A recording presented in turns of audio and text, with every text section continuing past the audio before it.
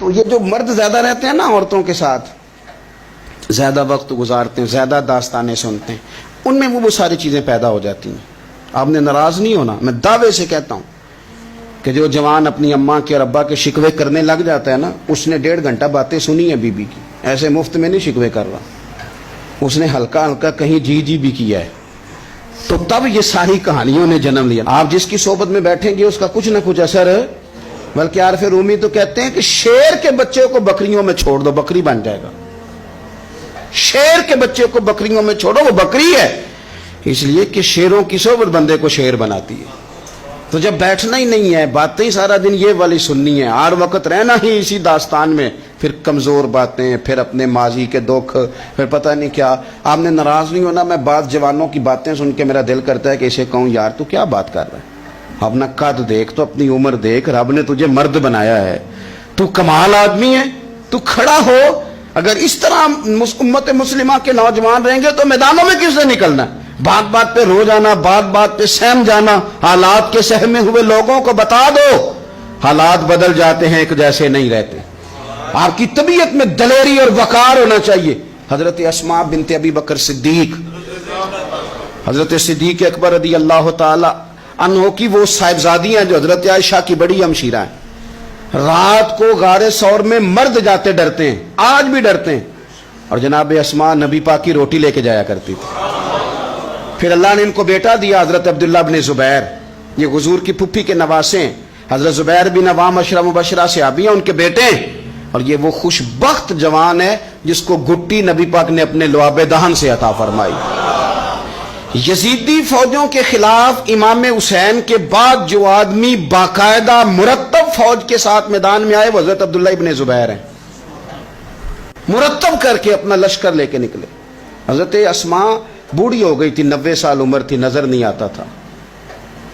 حضرت عبداللہ ابن زبیر جب لڑے یزیدی فوجوں کے خلاف تو کچھ ساتھی شہید ہو گئے، کچھ کے قدم پیچھے ہٹ گئے۔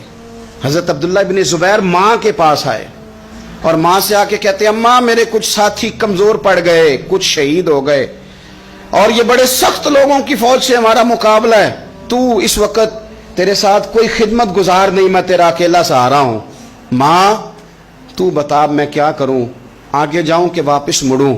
نابینا ہیں حضرت اسماء، عمر ہے 90 سال، بیٹے کی پشت پہ ہاتھ رکھ کے کہتی ہیں پتر پہلے یہ بتا کہ تو حق پہ ہے کہ نہیں، تو حق پہ ہے کہ نہیں؟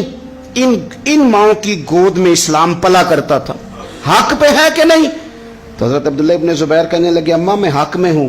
تو حضرت اسماء کہنے لگے پتر پھر میدان میں جا، اور میرا پتر ایک میرے ساتھ وعدہ کر، کوئی بھی تیر پشت پہ نہ کھانا، سارے سینے پہ کھا کے آنا۔ حضرت عبداللہ ابن زبیر عرض کرنے لگے اماں یہ بڑے ظالم قسم کے دشمن ہیں، یہ آنکھیں نکال دیتے ہیں، ہونٹ کاٹ دیتے ہیں، جسم کے ٹکڑے ٹکڑے کرتے، تو سہ لے گی؟ کیا جواب ہے، کیا طاقت ہے، کیا ہمت ہے۔ حضرت اسماء فرمانے لگی پتر بکرے کو نہ صرف ذبح ہوتے وقت تکلیف ہوتی ہے، کھال اترتے وقت کوئی تکلیف نہیں ہوتی، جا میرا بیٹا میدان میں۔ حضرت عبداللہ ابن زبیر شہید کر دیے گئے، ان کی لاش مبارک مکہ مکرمہ کے چوک میں جنت المعلیٰ کے پاس لٹکا دی گئی۔ حجاج بن یوسف نے حضرت اسماء کو بلایا اور بلا کے کہنے لگا تجھے پتہ ہے تیرا بیٹا لٹکا ہوا ہے؟ فرمانے لگی ہاں مجھے پتہ ہے، یہ بچپن سے ہی شاہ سوار ہے، یہ گھوڑوں پہ رہنا ہی پسند کرتا تھا۔ اور پھر کیا جملہ کہا، حجاج کے لوگ کہتے ہیں یہ فوجوں میں اور تلواروں کی جھنکار میں کبھی نہیں کانپا تھا، پر حضرت اسماء جو نابینا ہیں ان کے جملوں نے نرزہ طاری کر دیا۔ فرمانے لگی حجاج میرا پتر لٹک گیا ہے، کہیں تیرے آگے جھکا تو نہیں نا؟ لٹک ہی گیا ہے، جھکا تو نہیں میرا پتر؟ 14 دن تک لٹکے رہے، لاش مبارک لٹکی رہی، لیکن حضور کا لعاب دہن تھا نا، لوگ کہتے ہیں قریب سے گزرتے تھے تو دور دور تک خوشبوئیں پھیلی ہوئی۔